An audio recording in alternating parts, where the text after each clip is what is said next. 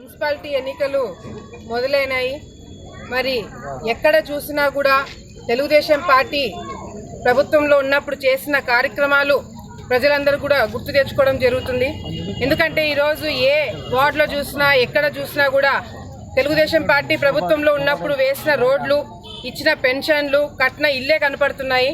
ఈరోజు వీధికి తిరుగుతున్నాము. నిజంగానే ప్రజల తరపు నుంచి చాలా చక్కటి స్పందన కూడా కనిపిస్తుంది. ఎందుకంటే ఎప్పుడు కూడా గతంలో నిధులు ఈ విధంగా తెలుగుదేశం పార్టీ ప్రభుత్వంలో ఉన్నప్పుడు నిధులు ఏ విధంగా వచ్చినాయి, ఏ విధంగా మరి అభివృద్ధి కార్యక్రమాలు చేశామనేది కూడా చాలా స్పష్టంగా కంటికి కనపడుతుంది.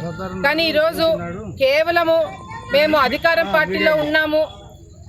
పార్టీలో ఉన్నాము అని ఒకే ఒక ఆలోచనతో ఈరోజు ఏ విధంగా ఒత్తిడి పెట్టి భయభ్రాంతికి గురి చేసి పోలీస్ డిపార్ట్మెంట్ని ముందు పెట్టుకొని బెదిరించి భయపడించి ఈరోజు నామినేషన్లు విత్డ్రా చేయించడం కానీ, లేకపోతే బలవంతంగా పార్టీలోకి మార్పించుకోవడం కానీ ఇట్లాంటి కార్యక్రమాలు చేస్తున్నారు. కానీ ఏ ఒక్కరు కూడా ఈరోజు ఈ కార్యక్రమం మేము చేశాము, ఈ 2 సంవత్సరాల్లో వైఎస్ఆర్సీపీ వచ్చిన తర్వాత మేము ఈ పని చేశామని చెప్పుకోదగినవి ఏ కార్యక్రమాలు కూడా ఈరోజు ఆలగడ్డలో కాదు కదా, రాష్ట్రంలోనే ఎక్కడ లేవు. ఈరోజు జగన్మోహన్ రెడ్డి గారు ఫోటో ముందు పెట్టుకొని చాలా గొప్పగా గెలిచిన వాళ్ళు కూడా ఈరోజు జగన్మోహన్ రెడ్డి గారికే మచ్చ కలిగేలాగా మరి ఏ విధంగా కార్యక్రమాలు చేస్తున్నారు అనేది కూడా ఒకసారి గమనించాలా. ఆలగడ్డలో ఇసుక దొరకక సంవత్సరం అవుతుంది. ఒక సంవత్సరం పాటు ఇల్లు కట్టుకోవాలి, పేదవాళ్ళు ఇల్లు కట్టుకోవాలంటే ఇసుక లేదు. మద్యం విషయంలో ఆడవాళ్ళు ఎంత ఇబ్బందులు పెడుతున్నారో కళ్ళారా చూస్తున్నాం. ఒక రోడ్డు ఇంతవరకు ఈ ప్రభుత్వం వచ్చిన తర్వాత ఒక రోడ్డు వేయలేదు, ఒక పెన్షన్ ఇవ్వలేదు, ఒక ఇల్లు కూడా కట్టించలేదు. కానీ మేము ఇళ్ల స్థలాలు ఇస్తామని చెప్పి తప్పుడు మాటలు చెప్పి ఈరోజు ప్రజల్ని మోసం చేసే దౌర్భాగ్య స్థితికి ఈరోజు వైఎస్ఆర్సీపీ నాయకులకు దిగజారినారు. ఈరోజు కేవలము కలెక్షన్ ఏజెంట్లుగా తయారవుతున్నారు వీళ్ళు. ఒక బోర్ వేయాలంటే డబ్బులు తీసుకుంటారు, ఒక ఇల్లు కట్టించాలంటే డబ్బులు తీసుకుంటారు, రోడ్ వేయాలంటే కూడా కమిషన్లు తీసుకుంటారంటే మరి ఎంత దౌర్భాగ్యమైన స్థితిలో ఈరోజు ఆలగడ్డ ఉందనేది కూడా ఒకసారి గమనించండి.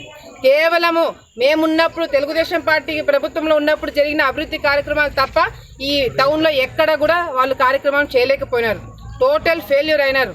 ఈరోజు నేను ఒకటే తెలియజేసుకుంటున్నాను, మళ్ళీ తెలుగుదేశం పార్టీ ప్రభుత్వంలో వచ్చిన తర్వాత చెప్పిన మాట ప్రకారం అన్ని హామీలు కూడా నెరవేర్చడం జరుగుతుంది.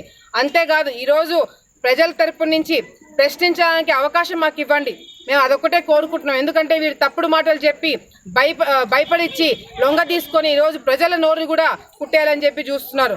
మీ తరపు నుంచి, ప్రజల తరపు నుంచి మేము ప్రశ్నించడానికి మేము సిద్ధంగా ఉన్నాము. ఎన్ని ఒత్తిడి వచ్చినా, ఎన్ని కష్టాలు వచ్చినా కూడా ప్రజల తరపున మేము నిలబడతామని చెప్పి కూడా స్పష్టంగా ప్రజలందరూ కూడా తెలియజేసుకుంటూ మీరు అభివృద్ధిని చూసి ఓట్లు వేయాలని చెప్పి కూడా ప్రజలందరూ కూడా మేము కోరుకుంటున్నాం.